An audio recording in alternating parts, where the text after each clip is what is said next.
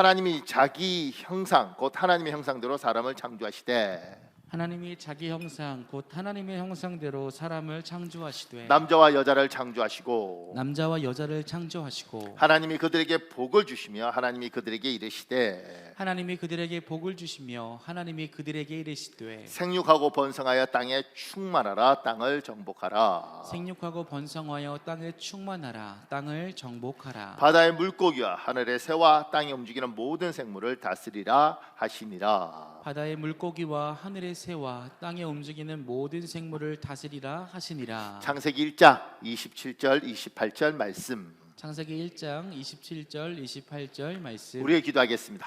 하나님의 형상대로 사람을 창조하시고 복 주신 하나님, 하나님의 형상대로 사람을 창조하시고 복 주신 하나님, 하나님의 형상대로 저를 창조하시니 감사합니다. 하나님의 형상대로 저를 창조하시니 감사합니다. 또한 저에게 복 주시니 더욱 감사합니다. 또한 저에게 복 주시니 더욱 감사합니다. 하나님이 복 주신 대로 생육하고 번성하고 땅에 충만하겠습니다. 하나님이 복 주신 대로 생육하고 번성하고 땅에 충만하겠습니다. 땅을 정복하고 세상을 다스리겠습니다. 땅을 정복하고 세상을 다스리겠습니다. 하나님의 말씀대로 이루는 인생 되게 하옵소서. 하나님의 말씀대로 이루는 인생 되게 하옵소서. 예수님의 이름으로 기도합니다. 예수님의 이름으로 기도합니다. 여러분의 기도대로 주께서 꼭 응답하여 주실 줄 믿습니다. 아멘. 아멘. 감사합니다. 제가 설교 전에 지난주 말씀을 항상 하는데 지난주의 말씀이 이거잖아요. 우리가 말로 하나님께 상처를 드릴 수도 있고 말로 하나님을 위로하고 하나님께 영광을 돌릴 수도 있다. 우리는 어떻게 하나님께 하는가 이런 이야기 했잖아요. 그 부분에서 이번 주에 여러 가지 일들이 있었는데 제가 설교하다가 언급할 부분에 있어서 그때 이야기하겠습니다. 우리의 기도 밑에 이렇게 시작을 했습니다. 히브리서 10장 19절에서 25절은 두 가지 내용으로 요약 정리할 수 있습니다. 첫 번째는 19절에서 22절까지입니다. 두 번째는 23절에서 25절까지입니다. 히브리서 10장 19절에서 22절 중에 제가 추려놓은 게 있습니다. 여러분 읽으십시오. 시작. 형제들아 우리가 예수의 피를 힘입어 하나님께 나아가자. 형제들아 하나님께 나아가자 이렇게 이야기해요. 그 밑에요. 모두가 하나님을 만나러 갈 수 있다고 생각합니다. 그러나 하나님이 아무나 만나 주시지는 않습니다. 그렇지만 여러분과 저는 하나님을 만나러 갈 수 있고 하나님이 만나 주십니다. 그것은 예수님 때문입니다. 이 말에 대한 설명을 좀 할게요. 그 밑에요. 하나님과 사람 사이에 다리가 있습니다. 이 다리를 건너가야 사람은 하나님을 만날 수 있습니다. 그런데 이 다리는 인간의 힘과 능력, 노력으로 넘을 수 없는 다리입니다. 그래서 사람은 하나님을 만날 수 없습니다. 그 밑에요. 하나님과 사람 사이에 다리가 있습니다. 이 다리를 건너가야 사람은 하나님을 만날 수 있습니다. 우리는 이 다리를 예수님이라고 부릅니다. 그 밑에요. 이 다리는 예수님을 나의 주인, 나의 하나님으로 믿는 사람만 건널 자격이 주어집니다. 사람은 누구든지 예수님을 나의 하나님, 나의 주인으로 받아들일 수 있습니다. 아직 예수님을 나의 하나님, 나의 주인으로 받아들이지 않았다면 받아들이십시오. 그러면 하나님을 만날 수 있습니다. 이 다리를 건널 수 있는 자격이 주어집니다. 우리는 이렇게 쉽게 복음에 대한 설명을 합니다. 여기에 인간이 있고 여기 하나님이 있습니다. 이 사이는 건널 수 없는 큰 낭떠러지입니다. 여기와 여기를 잇는 다리가 있습니다. 이 다리를 예수님이라고 이야기합니다. 이 다리를 건너서 하나님 앞에 인간은 갈 수 있습니다. 이 다리가 예수님인데 이 다리를 건널 수 있는 사람은 예수님을 나의 하나님, 나의 주인으로 받아들인 사람만 이 다리를 건너서 예수님을 만날 수 있습니다. 이게 쉽지 않아요. 이게 쉽지 않아요. 그런데 누군가는 이 다리를 건너서 예수님을 만납니다. 제가 하나님께 가장 큰 영광 중에 하나는 뭐냐면 사람들이 이 다리를 건너서 예수님을 만날 때 하나님을 만날 때 예수님을 나의 하나님, 나의 주인으로 고백하는 것. 이거 참 쉬운 일인 건데 아주 간단하지 않습니까? 이걸 평생에 안 하는 분들이 있습니다. 그런데 이 이야기를 할 때 하나님이 감격하시고 하나님 영광 받으시고 우리가 하나님에 대해서 모욕감을 줄 수도 있는데 하나님이 기뻐하시는 걸 우리는 경험합니다. 이번 주에 제한테 제가 세 사람에게 세례를 주었습니다. 세 사람에게. 한 분은 90세, 한 분은 88세, 한 분은 86세. 세 분에게 세례를 주었고요. 세례를 주었는데 이제 90세 된 어르신은 제가 지금까지 세례 준 사람 중에 가장 나이가 많으시죠. 이 어른이 이제 그 뭐 굉장히 귀한 아들과 그다음에 며느리가 참 끊임없이 이제 이렇게 하고, 그래서 이제 제가 가서 이제 복음을 전하고, 그리고 90세이시니까 몸이 많이 힘드시다 말이에요. 그런데 제가 아버지, 우리 하나님을 나의 하나님으로 받아들이는 그 기도를 합시다. 그리고 기도를 하는데 그 기도를 따라서 하시는 거죠. 나의 하나님으로 받아들입니다. 근데 그때 여기서 막 울컥하더라고요.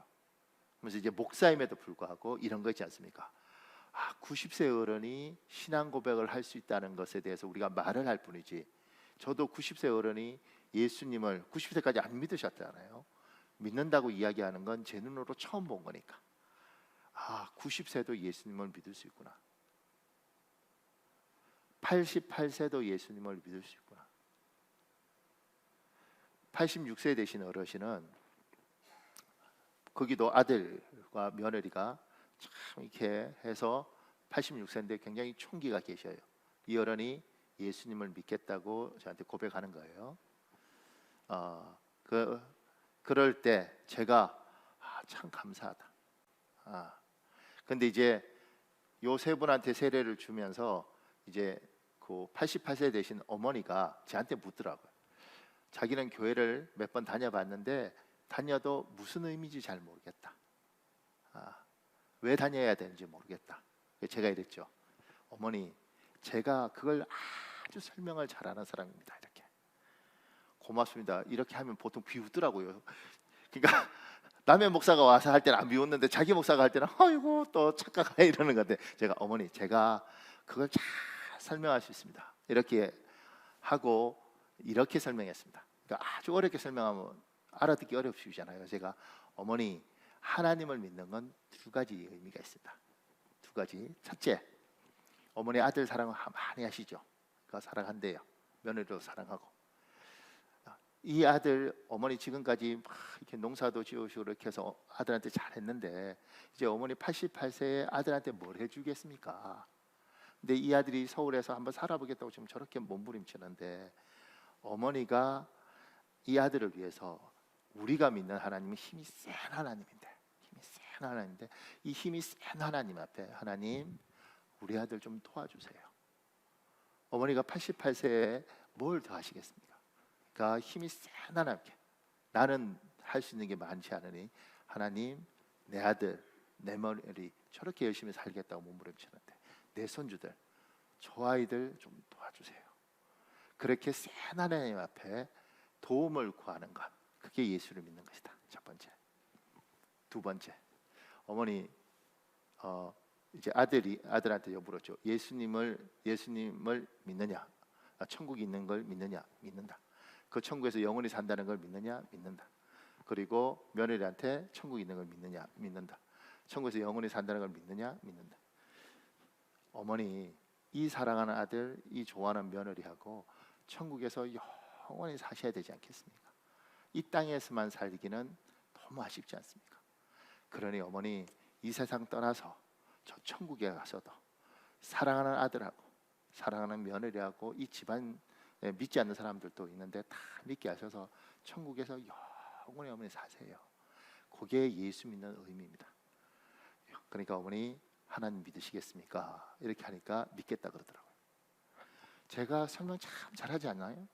여러분 표정을 이렇게 보면 내가 자꾸 자신감이 떨어지는데 그러니까 이 어른들이 그렇게 받아들이신 거예요. 제가 너무 고맙더라고요. 이 나이에도 하나님을 받아들이구나. 이 나이에도 구원받을 수 있구나. 더 재밌는 거는 86세 된 분은 저기 충청도에 계셔요. 아들도 참 귀하고 며느리도 참 귀한데 이제 제가 거기 가서 세례를 드린 거거든요.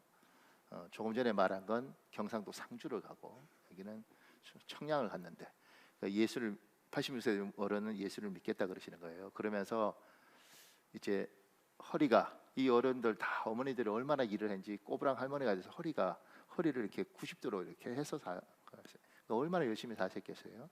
그러니까 어머니가 교회 가는 게 힘드신 거죠. 이렇게 교회 가시는 게 힘드셔서 그냥 교회 의자에 앉아서 집에서 편안한 의자에 앉아서 이제 이렇게 TV로 이렇게 우리 설교를 들으시는 거예요. 그래서 어르신들이니까 시골 계신 어르신들이니까 아침에 8시 예배를 드린다는 거예요. 그래서 오늘 이제 우리 일부 예배할 때 제가 일부 예배 사람들한테 이야기했어요. 8시에 꼭 이때 보시는 어른이 있다. 그러니 우리 화면으로 이렇게 영상으로 예배드리면 축복할 때 그분을 축복해야 된다. 그렇게 해서 더 재밌는 건 청량에 사시는데 우리 교회 등록 카드를 쓰셨어요. 이걸 어떻게 해야 되나? 왜냐하면 걸어서 교회 못 나가시는 거죠. 이제 힘드셔서. 그러니까 교회에 1시간 앉아 있는 것도 힘드시고. 제가 참 이렇게 굉장히 감격스럽더라고요. 이 나이에 예수를 믿으시고, 그리고 자식들이 정말 애 많이 썼죠. 고생 많이 했어요. 그러니까 인간과 하나님 이 건널 수 없는 다리를 예수님을 통해서 사람은 하나님께 나아가.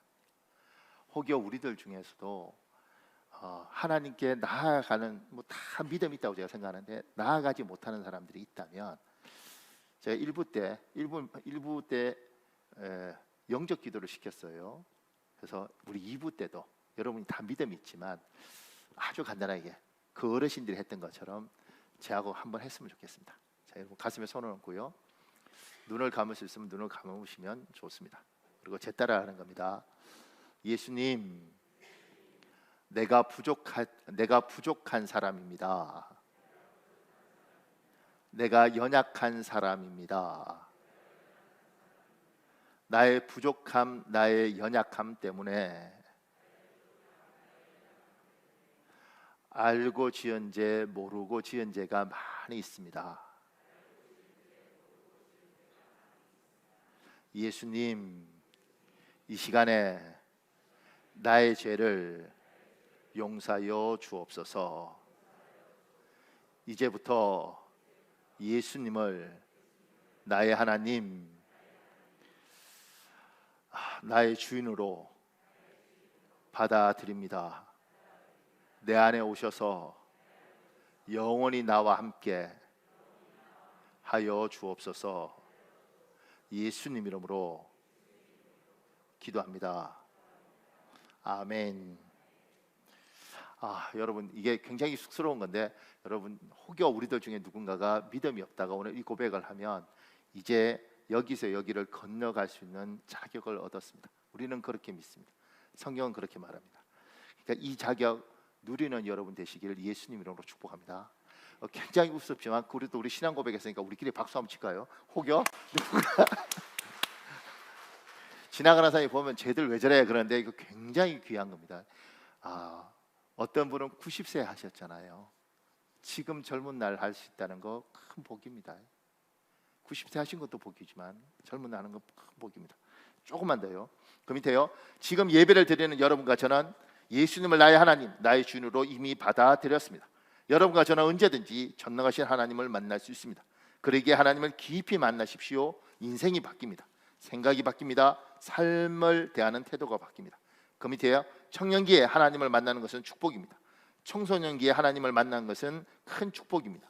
하나님을 깊이 만나는 일은 빠르면 빠를수록 좋습니다.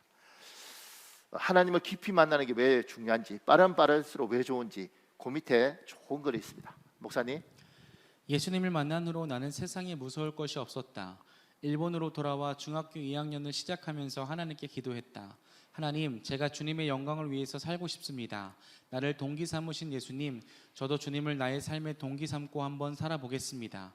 어느 날 주님께서 말씀하셨다. 나의 영광을 위해서 살고 싶니? 그러면 나에게 굴복해라. 주님, 제가 중학교 2학년밖에 안 됐는데 어떻게 주님께 굴복하면 될까요? 그날 주님께서 던지셨던 뜻밖의 질문이 잊히지 않는다.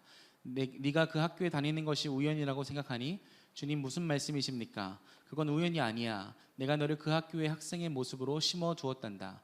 네가 왜 공부해야 되는지 모를지라도, 성적이 바닥을 치고 있다 할지라도 관계없어. 너를 거기에 둔 내 앞에 굴복해서 최선을 다해서 공부하고 학생의 모습으로 살아. 네, 그때까지 내 성적은 F의 집합소였다. 체육 한 과목만 A였고 나머지 다 F여서 별명이 F킬러였다. 머리가 나빠서는 아니었다. 초등학교 4학년 때 일본으로 전학 가서 외국인 학교에서 영어로 된 교과서로 공부를 하니 내용을 이해하지 못했고 숙제도 할 수 없었고 시험을 칠 수도 없었다. 그랬던 내가 학생으로서 최선을 다해 살라고 말씀하신 주님 앞에 약속했다. 위대한 성적을 거둬서 하나님께 영광 돌린다고 약속은 못하겠습니다. 솔직히 왜 공부해야 되는지 모르겠습니다. 공부를 포기한 지 오래됐습니다. 하지만 한 가지는 할 수 있습니다. 나를 학생의 모습으로 학교에 두신 분이 하나님이시라면 그 하나님 앞에 굴복해서 학생의 모습으로 살아드릴게요. 학교에 갔다 오면 3시간 동안 꼭 책상 앞에 앉아 있겠습니다. 하루는 교실에서 공부를 하고 있는데 친구가 나를 불렀다. 야, 가서 게시판 좀 봐. 가서 보니 전교상 성적이 게시판에 붙어 있었다. 나는 양심에 따라 밑에서부터 올라가면서 내 이름을 찾았다. 중간까지도 왔는데도 내 이름이 보이지 않았다. 그때부터 희망이 생겼다. 성적이 많이 올랐구나. 중간에서 다시 더 올라갔다. 그런데 전교 10등까지 갔는데도 내 이름이 보이지 않았다. 그때부터는 낙심이 되었다. 혹 퇴학인가? 설마 하는 마음에 더 올라갔다. 이게 웬일인가? 전교 1등에 내 이름이 있었다. 이 이야기를 하면 사람들은 내가 무척 똑똑한 줄 아는데 그렇지 않다. 가나의 혼인잔치에서 예수님이 물을 포도주로 바꾸셨을 때 그 사실을 아는 사람은 예수님과 물을 떠온 하인들 뿐이라고 성경은 기록하고 있다. 내가 얼마나 물 같은 존재인지를 나를 바꾸신 예수님과 당사자인 나밖에 모른다. 나는 이후 성적에 대해서 다음과 같이 생각을 정리했다. 성적이란 하나님의 주권에 달린 것이다. 나의 몫은 최선이다. 하나님을 깊이 만나면 지금처럼 하나님이 생각을 주십니다. 하나님이 느낌을 주십니다. 하나님이 분별을 주십니다. 그래서 사람이 바뀝니다. 지금 이 사람은 굉장히 깊이 만난 거죠. 인간과 하나님 사이에 예수님이 다리가 되셔서 만날 수 있는 권한을 주셨으니 다리를 건너서 만나면 됩니다. 어떻게 만나느냐? 진하게 깊이 만나는 겁니다. 그러면 하나님이 하나님과 대화하고 하나님이 자기의 생각을 나눠주십니다. 그러면 사람이 바뀌는 겁니다. 그러니까 이 사람 같은 경우 이제 대표적인 케이스인 거죠. 이분 여기 이제 말이 굉장히 이야기가 긴데 제가 좀 잘라놨어요. 여동생이 하나 있답니다. 이렇게 하나님 만나기 전에는 여동생을 샌드백으로 생각하고 때렸답니다. 심심하니까. 그런데 하나님이 묻더래요. 네가 그 집안에 왜 있는 줄 아니? 내가 넣어둔 거다. 그러면서 오빠로서 동생한테 그렇게 하는 게 맞니? 이렇게 이야기를 하니 이 사람이 그때 너무 미안해서 동생한테 가서 울면서 꿇어앉아서 용서해달라고 빌었다는 거예요. 동생이 너무 감격해서 오빠 그랬구나 이렇게 이야기하고 너무 놀라서 엄마한테 달려가서 엄마 오빠가 이상했어 이렇게 한 거죠. 그런 사람이 아닌데 하나님을 만나면 변하는 겁니다. 생각이 어둡던 사람이 생각이 밝아지고 비판적이었던 사람이 어떤 부분에 대해서 따뜻하게 바라보기 시작하고 사람이 바뀌는 겁니다. 하나님을 그냥 만나면 안 되고 깊이 만나야 되는 거죠. 그러면 속지 않을 수 있습니다. 지금 청년들은 예수를 많이 안 믿지 않습니까? 중고등부에서 다 안 믿고 이게 지금 대한민국이 굉장히 불행한 일이라고 저는 생각하는데 교회를 다니고 안 다니고 개념보다는 하나님과의 거리가 멉니다. 하나님과 거리가 멀면 자기 생각을 하고 자기가 판단하고 자기가 결정합니다. 근데 하나님과 가까우면 하나님이 하나님과의 관계에서 생각하게 하십니다. 그러면 속지 않을 수 있습니다. 지금 대한민국은 모두가 어둡죠. 모두가 절망입니다. 모두가 어둡고 모두가 절망인 것들은 희망이 없어진 거죠. 옛날에는 개천에서 용이 난다 그랬습니다. 그러니까 청년들이 열심히 공부해서 의대를 가서 의사가 되면 인생이 바뀐다고 생각을 했습니다. 심지어 약사만 돼도 성공했다고 생각했습니다. 그리고 뭐 시험 쳐서 판검사는 안 되더라도 변호사만 돼도 인생이 바뀐다고 생각을 했죠. 대학교 교수만 돼도 성공했다고 생각했습니다. 그러니까 열심히 살았고 그 자리에 가면 인생이 바뀌었다고 생각했습니다. 근데 실제로 인생이 바뀌었나? 이 질문 한번 해볼 필요가 있죠. 왜냐하면 저는 이렇게 생각합니다. 그 당시에 대한민국에 제가 대학 다닐 때 대한민국의 대학교가 170개였습니다. 지금은 정확히 제가 모르겠는데 336개인가 뭐 하여튼 그렇습니다. 2배가 됐죠. 그러니까 교수들이 그만큼 많아졌습니다. 박사들이 그만큼 많아졌습니다. 그러니까 다 올라가서 세계 10위가 된 거죠. 우리들끼리 경쟁할 때 우리가 어려운 것이고 우리들끼리 경쟁하면서 우리가 내가 별거 아닌가 보다 이렇게 생각하지만 저기서 볼 때는 엄청난 거죠. 그리고 옛날에는 저 밑에서 우리끼리 조금 더 잘 사는 거였습니다. 옛날에 개천에서 욕 났는데 개천에서 욕 나면 차 사는 거예요. 집 있고 차 있으면 개천에서 욕 난 거죠. 지금은 집에서 차 2대씩 있고 3대씩 있습니다. 개천에서 다 용이 났는데 자기가 개천에서 욕 났다고 생각하지 않죠.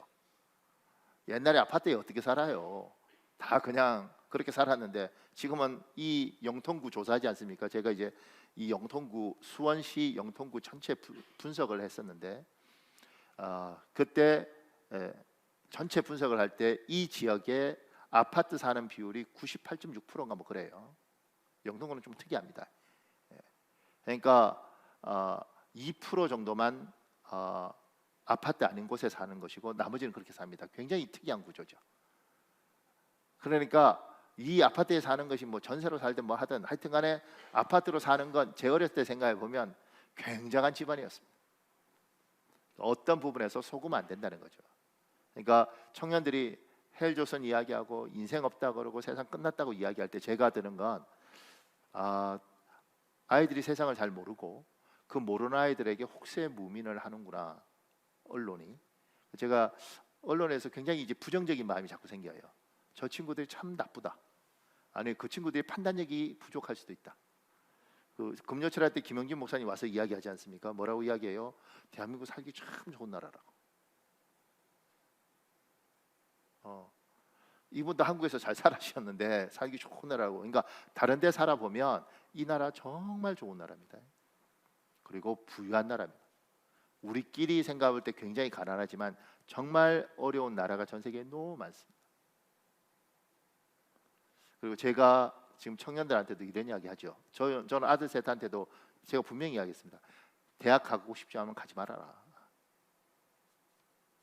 나는 편하게 해줬는데 대학 가고 싶으면 하지 않으면 가지 말아라. 그러니까 우리 아이들 중에 하나는 굉장히 슬퍼하더라고요. 아버지가 날 버렸나 이렇게. 예. 제가 그러죠. 지금 보세요. 세상이 얼마나 재밌냐면 뭐 대학을 가고 싶으면 누구든지 갈 수 있습니다. 이번에 천안에 있는 어떤 대학교 교수한테 저한테 전화 왔어요. 3월 달인가 2월 달인가 그때. 목사님 누구누구입니다. 그래서 예 교수님 오래간만입니다. 그러니까 제가 이제 그 학교 무슨 교과 과정 커리큘럼 무슨 위원입니다. 그래서 제가 사인해주고 뭐 이렇게 하거든요. 근데 거기서 뭐라고 이야기하면 목사님 저기 고등학교 3학년들 중에 시험 떨어지고 이런 아이들 중에 저희 학교 보내줄 사람 있으면 보내주시죠. 그래서 제가 수능을 안 보내도 갈 수 있나요? 수능 다 끝났지 않습니까? 그러니까 수능 필요 없습니다. 예? 미달입니다.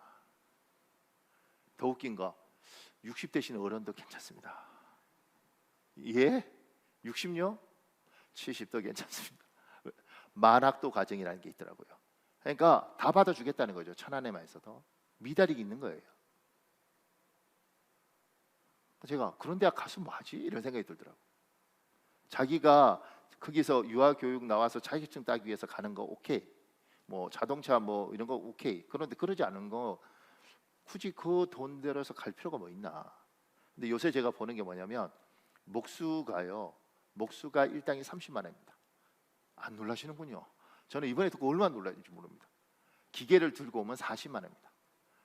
더 놀라운 건 성실한 사람이 없습니다. 그래서 성실한 목수 구하는 게 일입니다. 일하다가 열받으면 그냥 집에 가버린다네요. 젊은 애들이 배울 생각이 없다는 겁니다. 그거 왜냐면 힘드니까. 그 힘든 걸 배워서 건강한 몸으로 80까지 벌면 성공한 인생이 되는 거예요. 근데 지금 젊은 친구들이 잘 모르죠. 왜냐하면 그런 건 아닌 줄 아는가 봐요. 그렇지 않습니다. 미국에서도요. 은행에서 캐시어라고 말하는 그 앞에 있는 은행 창구 앞에 있는 애들은 돈도 얼마 못 벌고 굉장히 초라합니다. 우리는 은행원들이 좋지만 미국은 지금 그렇게 돼 있습니다. 오래전부터 그렇습니다. 그러니까 차라리 그런 것보다 기술을 가진 사람들, 트럭 운전사들이 대형 트럭 훨씬 돈을 많이 봅니다. 그러니까 생각이 어느 날 이렇게 있으면 막혀 있는데 한국 사회 속에서 막 눌려 있고 오직 이거 하나만 답인 줄 아는데 그렇지 않습니다. 좀 내 몸 좀 힘들어도 젊은 날 80까지 건강한 하나님 건강에 복 달라 그러고 열심히 일을 해서 돈을 벌고 그렇게 부부끼리 열심히 살면 개천에 용은 안 날지 모르지만 그래도 먹고 살 수 있는 사회입니다.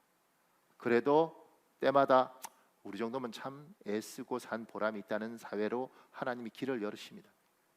그러니까 속지 말라는 거죠. 어느 날 보니까 보이더라고요. 또 이렇게 설교한 보면 목사님 왜 목사하시고 그런 거 안 하셨어요? 몰랐어요.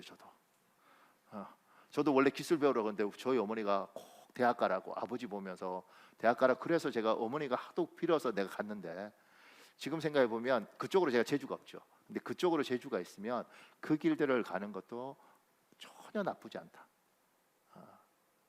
그러니까 예수를 믿고 하나님을 깊이 만나면 하나님의 생각을 주세요. 생각을 주시고 그리고 하나님을 더 깊이 만나면 하나님이 우리에게 바른 분별력을 주십니다. 지금은 그걸 잃어버리고 그걸 못 찾고 가죠. 그래서 다들 힘들고 다들 슬퍼요.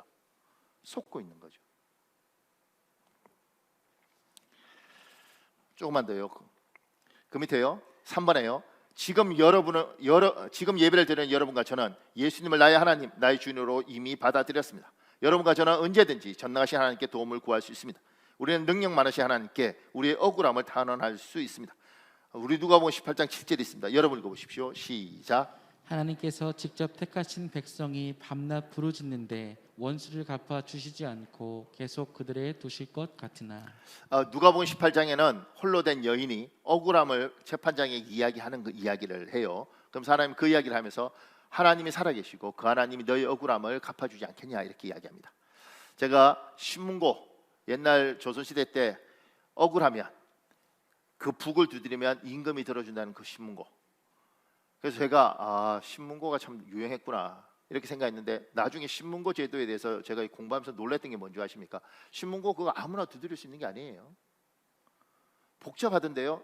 지방에서 신문고를 두드리려면 사또한테 허락받고 감찰사한테 허락받고 그래서 서울까지 가서 그걸 두드려야 되는데 의정부에서도 그 3사 의정 영의정 자의정 이 사람들한테도 허락받고 이렇게 가야 되더라고요. 신문고 두드리기 굉장히 어렵던데요. 왜냐하면 임금을 아무나 만나주나요? 그러니까 조선의 임금도 만나기 어려운데 하나님이 우리에게 이야기하시는 거죠. 나한테 나와라. 억울하고 원통하면 나에게 이야기해라. 그러니까 여러분과 제가 때로는 너무 억울해서 이 마음에 한을 품고 있으면 여러분과 제 인생이 망가지는 겁니다. 이 분노가 사람을 탈진하게 하고 이 분노가 사람을 지치게 해요. 사단은 그렇게 속이는 것 같아요. 그러니까 누굴 미워하게 만들고 그 사람 때문에 지치게 만들고 인생이 재미없게 만들고 어떻게 하면 복수할까를 생각하게 되고 그렇게 사단은 우리를 농락하는 거예요. 하나님 이야기하시는 거죠. 그거 내한테 맡기고 너는 너의 인생을 살아라. 그리고 억울하면 나에게 호소해라. 하나님 너무 억울합니다. 이 땅을 살아가면서 힘있고 뭐 이렇게 한다고 그럴 때 이 사회가 정의롭진 않지 않습니까? 정의롭지 않은 사회 속에서 여러분과 제가 살고 있는데 여기에서 힘없고 연약한 사람들 그러면 농락당하는데 이때 하나님 앞에 이야기하는 거죠. 하나님 내가 당신의 아들이고 당신의 자녀입니다. 내가 예수 그리스도를 통해서 당신에게 갈 수 있는 권한을 얻었습니다. 내가 당신께 갑니다. 그리고 내 억울함을 하나님께 이야기하겠습니다. 하나님 나를 실현해 주십시오. 내가 이렇게 열심히 살았는데 내 노력한 걸 저들이 앗아갑니다. 지금 내 마음 같아서는 하나님 저들도 죽고 나도 죽는 거 외에는 방법이 없습니다. 내가 복수하지 않겠습니다. 그런데 하나님 나의 이 억울함을 하나님이 풀어주십시오. 나의 이 원통함을 하나님이 갚아주십시오. 우리는 하나님께 호소할 수 있습니다. 옛날에 신문고 만들어 놓고 그거 두드릴 수 있는 사람 거의 없도록 만들어 놓은 그런 사회가 아니라 예수를 믿는 누구든지 하나님께 가서 억울함을 호소하면 우리 하나님은 들으십니다. 이게 하나님께서 우리에게 약속하신 것입니다. 예수 믿는 사람들의 특권입니다. 여러분 그걸 가지고 있습니다. 그러니까 하나님께 나아가시고 하나님을 만나시고 하나님 앞에 여러분의 억울함을 호소하십시오. 여러분의 억울함과 원통함을 하나님 반드시 신원은 갚아주신다는 거예요. 하나님이 갚아주실 줄 믿습니다. 이게 우리가 가진 특권입니다. 사용하십시오. 그 밑에요. 잊지 마십시오. 여러분과 제가 믿는 하나님은 싸구려 하나님이 아닙니다. 누구든지 언제든지 어디서나 자기 편할 때 만날 수 있는 분이 아닙니다. 그러나 존귀한 하나님이 여러분과 저에게는 언제든지 어디서나 예수 그리스도라는 다리를 통해서 만나 주십니다. 하나님을 믿는다는 건 큰 우리에게 지원군, 큰 우리에게 배경이 생기는 겁니다. 조금만 더요. 그 뒤에요. 작은 이번에요. 하나님은 여러분과 제가 격려의 사람이 되기를 원하십니다. 우리 하나님은 격려의 하나님입니다. 하나님의 자녀로서 우리가 아버지 하나님의 성품을 담는 것은 당연합니다. 히브리서 10장 24절 25절 쉬운 성경이 있습니다. 여러분 읽어보십시오. 시작. 서로 돌아보고 사랑을 베풀며 선한 행동을 하도록 격려합시다. 어떤 사람들이 하는 것처럼 교회의 모임에 빠져서는 안 됩니다. 그날이 가까이 다가오는 것을 볼수록 함께 만나며 서로를 격려해야 할 것입니다. 24절과 25절에 격려라는 말이 두 번 나와요. 그러면서 서로 격려하라 이렇게 오늘 본문이 이야기합니다. 격려에 대한 이건 둘 다 기독교서적인데 이런 이야기들을 하고 있고요. 그건 여러분 읽어보십시오. 그 밑에요. 격려라는 말의 사전적 의미는 용기나 의욕이 솟아나도록 북돋워줌입니다. 이 말은 칭찬, 인정, 응원, 성원, 고무, 고려 등으로 상황에 따라 다양하게 번역할 수 있습니다. 격려라는 것은 격려라고 우리가 번역을 해서 그러지 격려라는 것은 결국 누군가에게 힘을 주고 용기를 주고 응원하고 지원하고 이렇게 하는 모든 것들이 이 격려에 속해 있는 겁니다. 그 밑에요. 하나님은 사람을 칭찬과 격려, 인정이 필요한 존재로 창조하셨습니다. 칭찬과 격려, 인정은 사람에게 용기를 주고 의욕이 솟아나도록 만듭니다. 여러분과 저는 사람을 이해해야 되는 겁니다. 예수 믿는 사람은 하나님만 알면 안 되고 사람을 알아야 됩니다. 사람은 어떤 존재냐면 칭찬과 격려와 응원으로서 힘을 가지고 사는 사람입니다. 다른 말로 비난과 질책과 야단과 구박은 사람을 지치게 만드는 거예요. 사람은 그렇게 되어 있습니다. 사람은 그렇게 만들어졌습니다. 응원하지 않고 격려하지 않고 지지하지 않으면 누구든지 시간이 지나면 피곤하고 지치게 되어 있습니다. 이게 사람입니다. 하나님은 사람을 그렇게 만드셨습니다. 그래서 그 밑에요. 하나님은 다윗을 끊임없이 격려하며 하나님의 사람으로 만들어 가셨습니다. 예수님은 베드로를 부단히 격려하며 하나님의 사람으로 만들어 가셨습니다. 그 밑에요. 하나님은 다윗에게 하셨던 것처럼 베드로에게 하셨던 것처럼 여러분과 저를 교회에서 가정에서 학교나 직장에서 부단히 격려하며 자기 사람으로 인도해 가십니다. 하나님은 자기 사람들을 인도하는 방법이 격려하는 것이죠. 응원하는 것입니다. 지지하는 것입니다. 그래서 하나님을 깊이 만나는 사람은 그 하나님이 위로와 격려를 얻습니다. 그래서 눈물도 많고요. 왜냐하면 내 마음 알아주는 건 저분밖에 없는 거예요. 나 이해해 주는 건 저 하나님밖에 없는 겁니다. 그래서 예배 때 예배 드리고 나면 힘을 얻어서 가죠. 기도하고 나면 힘을 얻어서 가는 겁니다. 그 힘으로 버티고 그 힘으로 사는 거죠. 사람은 그런 존재입니다. 사람은 그래서 이게 립 서비스를 하는 게 아니고요. 하나님이 그런 분이고 하나님이 그렇게 해주길 원하는 겁니다. 그것이 하나님의 속성입니다. 그래서 이걸 우리가 이해하면 회사를 다니는 우리의 아이들, 청년들 특히 이를테면 회사에 들어갔습니다. 집에서 사랑받던 애들이 회사 들어갔는데 걔들이 한 달, 두 달 견디기가 쉽겠습니까? 그래서 3개월 때 고비 오고 6개월 때 고비 오고 1년 때 고비 오고 3년 때 고비 오고 그러는 거죠. 그때마다 응원하고 격려하고 도닥이면서 그 아이가 그걸 잘 이기도록 해주는 것들이 우리가 해야 될 일인 거죠. 결혼을 했는데 결혼해서 1년 살면 고비가 오죠. 어떤 부분은 신혼여행 갔다 고비가 오더라고요. 어떤 부분은 1년 살면 고비가 오죠. 또 3년 살면 고비가 오죠. 그거 아니더라도 아기가 출생하면 고비가 옵니다. 직장이 바뀌고 환경이 바뀌면 고비가 옵니다. 당연한 겁니다. 그 당연한 거기 때문에 그때 옆에서 격려하고 응원하고 그 다음에 도와주고 그렇게 해서 직장도 그렇게 다니게 하고 학교도 그렇게 다니게 하고 결혼도 그렇게 유지하도록 해야 되는데 지금은 갑자기 이렇게 속이 막 상한데 지금은 편한 게 좋은 거니까 그냥 싸우면 갈라서 이렇게 그렇게 다 갈라 세워버리는 거. 직장은 때려쳐. 그래서 다 때려치는 겁니다. 세상에 어렵고 힘들지 않은 일이 어디 있겠습니까?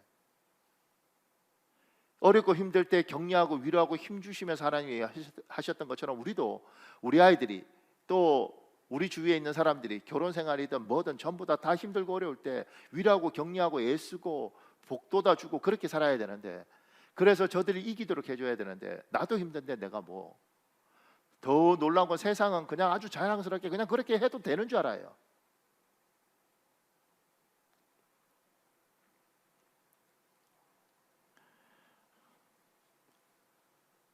여러분과 제가 분별력이 생기면 지금 이 어려운 고비를 어떻게 넘어가야 되는지를 알고, 그리고 내가 힘들 때 하나님의 사람들이 옆에서 도와주면서 그 고비를 넘는 겁니다. 그래야 모두가 사는 겁니다.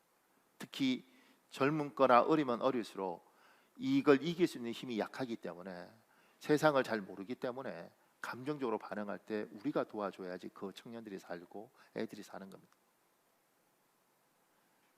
인생의 선배는 그걸 해야 될 의무가 있습니다. 특히 어려운 고비를 다 이기고 넘어온 사람들은, 우리가 말하는 산전수전을 다 겪은 사람들은 그걸 해줘야 될 게 있습니다. 저도 똑같더라고요. 제가 목사들이 굉장히 똑똑한 친구들이 목사가 많이 되죠. 그런데 그 친구들이 목회를 해가면서 30대, 35, 40대, 40대 중반 이럴 때 똑똑한 것 같고는 그냥 공부를 했죠. 신학을 하고. 그런데 목회를 하면서 사람에 대한 이해력, 목회에 대한 이해력은 또 다른 차원이에요. 그러니까 목회하다가 지치고 상처받고 뭐 이러니까 교회 떠나고, 또는 뭐 개척교회 하다가 문 닫아버리고, 때로는 새벽기도 안 해버리고 뭐 이렇게 하는 거예요. 제가 목사님들 만나서, 저도 아직 부족하죠. 목사님들 만나서 이렇게 말하죠. 목사는 욕을 얻어먹는 직업이다. 니들이 깨끗하다고 해서 세상이 깨끗하다고 믿어주지 않는, 사람들은 믿고 싶은 대로 믿고 알고 싶은 대로 아는 것이다. 그런데 하나님 앞에서 당신들이 깨끗하게 살아야 된다. 당신이 할 수 있는 최선을 다해서. 그리고 버텨라. 우리 하나님을 믿고. 그러면 하나님이 책임져 줍니다. 힘이 들어도 견뎌라. 새벽기도 없는데 목사님, 성도도 안 오는데 무슨 새벽기도를 합니까? 하나님 앞에 니들이라도 예배드려라. 새벽기도는 성도를 위해서 이렇게 하는 게 아니라 너희들을 위해서 해라. 명절 때 남들 다 가더라도 목사면 당신들이 예배를 지켜라. 하나님이 보고 있다.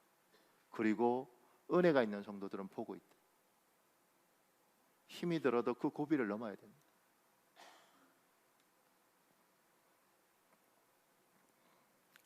그러니까 이제 이렇게 말만 하면, 제가 놀라운 거 발견했는데, 이렇게 말만 하면 안 들어요. 이렇게 말하고 밥 사주고 한 20만 원 용돈 주면서 힘들 때마다 연락해. 그러면 말을 들어요. 알겠습니다. 사람은 그러더라. 사람은 좋은 말 하는 사람들은 너무 많죠. 내 사랑은 보여주지 않으면 안 되더라. 조금만 더요. 그 밑에요. 2번에요. 세상에는 모이기를 패하는 사람과 모이기를 힘쓰는 사람이 있습니다. 그리스도인은 사도행전에서 말하는 것처럼 모이기를 힘쓰는 사람들입니다. 히브리서에서도 모이기를 패하는 어떤 사람들의 습관 같이 하지 말고 라고 그리스도인들에게 주의를 줍니다. 히브리서 10장 25절에 있습니다. 여러분 읽어보시죠. 시작. 모이기를 패하는 어떤 사람들의 습관과 같이 하지 말고 오직 권하여 그날이 가까움을 볼수록 더욱 그리하자. 사도행전 2장 46절도 있습니다. 여러분 읽어볼래요? 시작. 날마다 마음을 같이하여 성전에 모이기를 힘쓰고 집에서 떡을 떼며 기쁨과 순전한 마음으로 옮기시고. 그 밑에요. 모이기를 패하는 사람이 세상에 많습니다. 그 이유는 사랑관계가 어렵기 때문입니다. 그리스도인들에게도 사랑관계는 어렵습니다. 그럼에도 불구하고 우리는 모이기를 힘씁니다. 그 이유는 서로에게 격려가 필요하기 때문입니다. 보세요. 세상은 모이는 것들이 돈 되고 이러면 모르겠지만, 그러지 않으면 피곤한 거예요. 인간관계가. 그러니까 일 있을 때 딱 만나서 일 다 끝내고 나면 그냥 안 모이는 거죠. 그래서 필요할 때만 모이는 것이요. 근데 그리스도인들에게는 필요하다 아니든 자꾸 모이라고 이야기를 하는 겁니다. 말세가 되면 모이기를 패하는데 너희는 자꾸 모여라 이야기합니다. 왜 모이라고 이야기하는가? 사람은 혼자 사는 것이 아니라 누군가를, 하나님 잘 자던 아담에게 갈비를 빼서 하와를 준 건 여기가 여기를 격려하고 여기가 여기를 격려하고 살도록 구조를 만들어 놓은 겁니다. 이 둘이 힘들 때 교회라는 것들을 하나님 주시면서 여기에 모여서 서로 간에 격려하도록 했습니다. 그런데 지금 교회가 힘든 건 뭐냐면, 예수를 간 믿은 사람들, 다듬어지지 않은 사람들, 상처 많은 사람들이 교회 와서 아직도 준비 안 됐는데 사랑받고 싶으니까 이분들이 교회 안에서 이제 막 다른 사람 막 가슴 아프게 하는 거죠. 이렇게 자기 마음대로 생각하고 자기하고 뱉고 싶은 말 다 뱉어버리고. 그러니 성숙하면 모르겠는데 다들 연약한데 연약한 사람이 그렇게 하니까 서로 가슴이 아픈 거예요. 그러니까 교회 안에서 시끄럽고 교회 안에서 복잡하고 뭐 이렇게 되는 거죠. 그래서 모이는 게 피곤하고 모이고 나면 왜 모여서 이렇게 되는 거죠. 그래서 그냥 큰 교회 가서 예배만 딱 드리고 그냥 흩어지는 것들이 편한 겁니다. 근데 하나님은 왜 교회를 모으셨냐면 우리가 지혜롭지 못해서 그런 거지, 모아놓으시고 서로 힘을 주고 서로 용기를 주고 격려하도록 하나님 만드셨습니다. 이게 교회의 목적입니다. 그게 하나님의 사람들이 해야 될 일입니다. 근데 한국 교회가 지금 너무 커졌죠. 미국 교회 조사하다 보면 1900년대 초까지 미국의 대부분의 교회는 200명이 안 됐습니다. 메가처치 이런 거 원래 없었습니다. 그러니까 200명 이렇게밖에 안 됐습니다. 한국 교회도 교회들이 대부분 작았죠. 80년대 뭐 이렇게 70년대 80년대 들면서 큰 교회들이 생기기 시작을 해버렸고, 그러면서 이제 성도들이나 이런 목사님들도 큰 교회 구조로 교회를 만들어놨습니다. 그래서 조그만 교회도 위원회도 너무 많고 조그만 교회도 구조가 너무 복잡합니다. 근데 제가 처음 예수를 믿고 다녔던 교회를 가만 생각해 보면 성도 뭐 한 60명 70명밖에 안 될 때, 그러면 제가 참 재밌는 걸 기억이 나요. 남전도회가 족구를 하고 싶은데 이게 부족한 거죠. 교회가 조그마니까. 그러니까 어떻게 하냐면 청년들하고 중고등부를 불러요. 족구하자 이렇게 하고 싶으니까 자기들이. 그래서 청년들하고 중고등부하고 토요일 날, 그때 여유 많으니까 토요일 날 이제 어른들하고 족구를 하는 거죠. 족구를 하고 나니까 어른들이 이기죠. 어른들이 이기고 나니까 좀 미안하잖아요. 불러다가 야 그럼 우리 짜장면을 먹자. 그리고 짜장면을 먹는 겁니다. 그러면서 이제 어른들 이야기를 들으면서 생각이 들더라고요. 이렇게. 그러니까 교회가 조그마니까 그 안에서 족구도 하고 어른들하고 이야기도 하면서 집사님들 이야기 들으면서 저게 사람이 저렇게 사는 건가 보다 이러면서 사회성도 길러지고 관계도 좋아지고, 또 청년들이 무슨 이야기하면 야 나도 그때 다 그랬는데 야 그거 아니더라 그러면서 그냥 이야기 좀 이러면서 서로 간에 힘을 주고 용기를 주는 교회 구조가 대한민국에 지금도 있죠. 오래 있었습니다. 그런데 지금 현대화되면서 이게 잘 안 되는 거예요.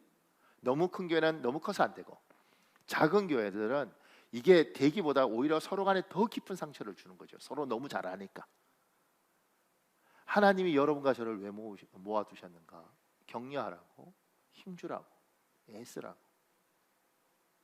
우리 교회도요 한 200명 정도 주일날 출석할 때까지는 얼마나 좋은 교회였냐면, 그때까지는 교회가 감당을 하니까, 그때 작년 한 200명 이렇게 될 때는 장례가 나면 웬만하면 가주려고 그런 거예요. 우리 장로님들이 또 어떻게든 애를 쓰셔서 그렇게 해서 장례가 났는데 교인들이 한 50명 정도 이렇게 가는 거죠. 그러니까 어떨 땐 부부 중에 대표를 한 사람이고, 그럼 전교인이 다 가는 거예요. 그래서 힘들어도 부주해주고 같이 있어주고, 그러니까 교회가 굉장히 끈끈한 게 있는 거예요. 근데 이제 이렇게 많아지고 나니까 이게 안 되는 거예요. 왜냐하면 부주를 다 할 수도 없고 장로님들도 이게 뭐 한두 명도 아니고, 그러면서 점점 관계가 옅어지는 거죠. 장례에 가서 격려해 주는 거, 힘들 때 응원해 주는 거, 그게 얼마나 큰 위로인지 몰라요. 우리 교회는 그런 따뜻한 유전자를 가지고 있습니다. 그리고 그 속에서 지금 이제 아직 어린 사람들이 자기 이야기를 하는데, 교회는 격려하는 곳입니다. 서로 힘주고 용기 주고, 때로는 누군가가 직장을 잃었으면 여기서 선배되는 분들이 나도 직장을 잃어봤는데 참 힘들더라. 그런데 결국 하나님이 직장을 새로 갖게 하되, 그러니까 집사님 힘냈으면 좋겠다. 그리고 오늘 밥은 내가 살게. 그렇게 하면서 아무것도 아니잖아요. 그렇게 하면서 힘을 서로 주는 것이 교회라는 거지.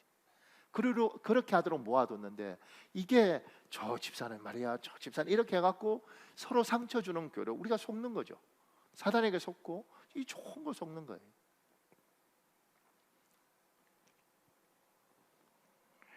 조금만 더요. 그 밑에 격려는 하나님이 사람 3번에요. 격려는 하나님이 사람에게 주신 축복의 도구입니다. 모든 사람에게 격려가 필요합니다. 격려가 필요 없는 사람은 없습니다. 제가 여기서 이제 이런 거죠. 모든 사람에게 격려가 필요합니다. 격려가 필요 없는 사람은 없습니다.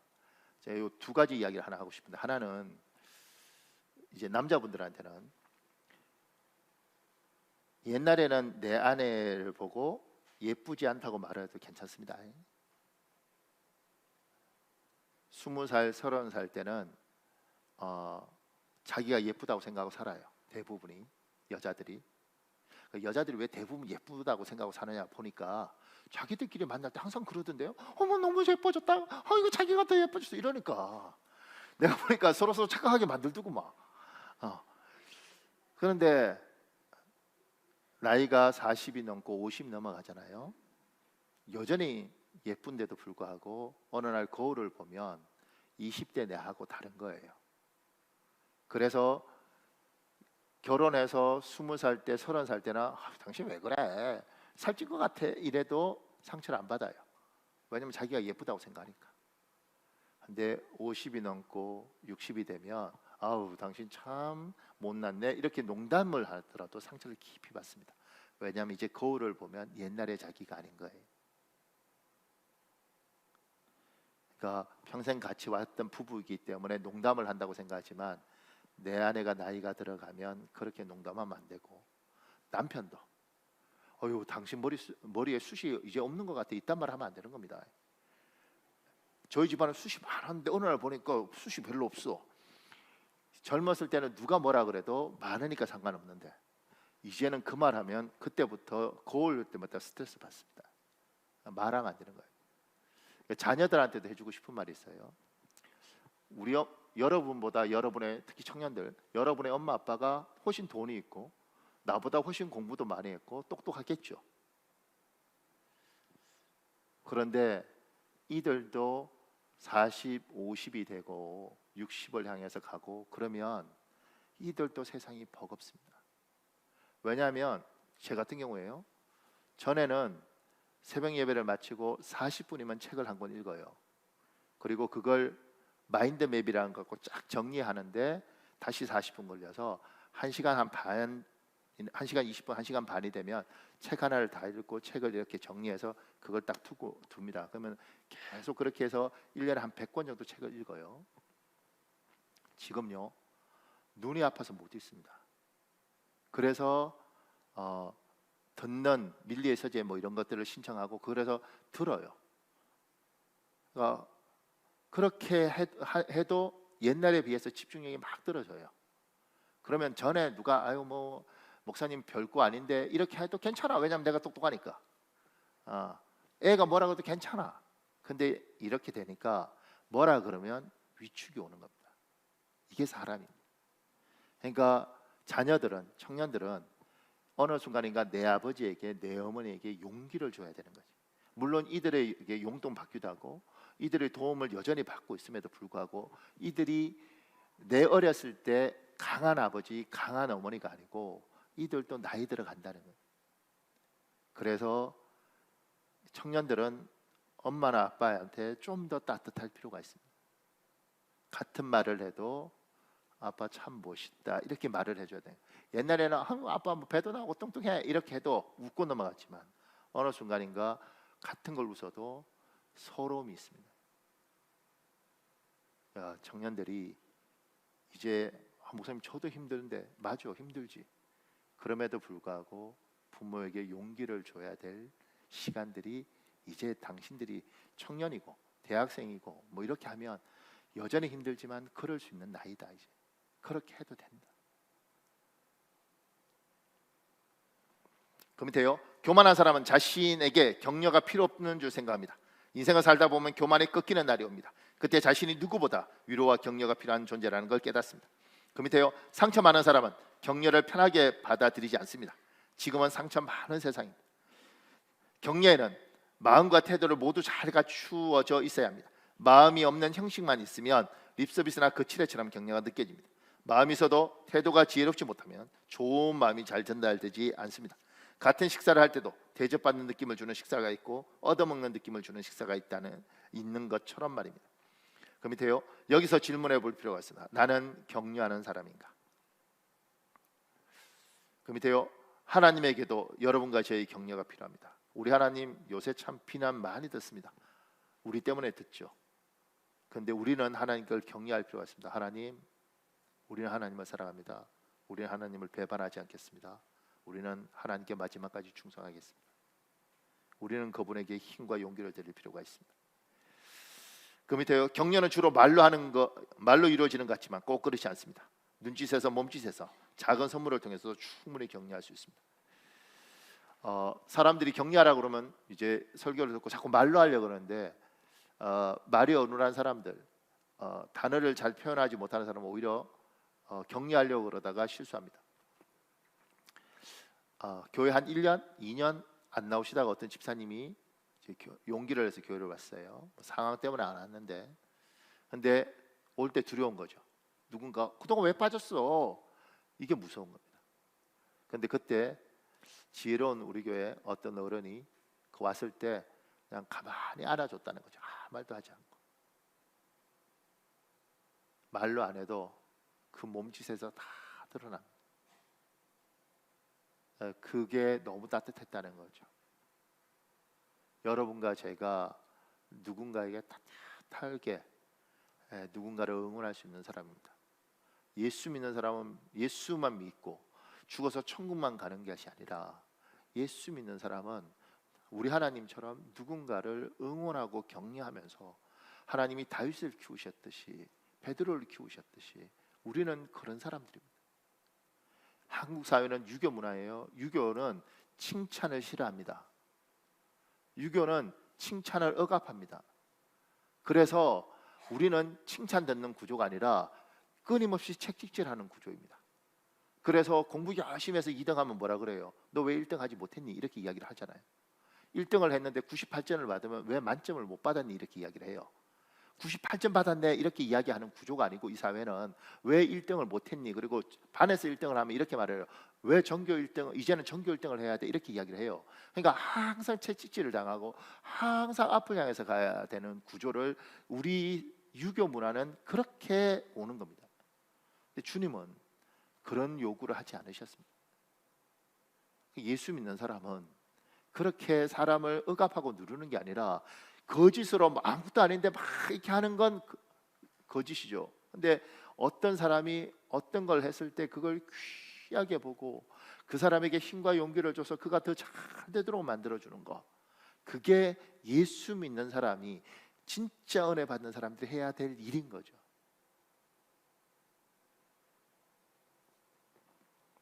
그 밑에 글은 여러분이 읽어봤으면 좋겠습니다.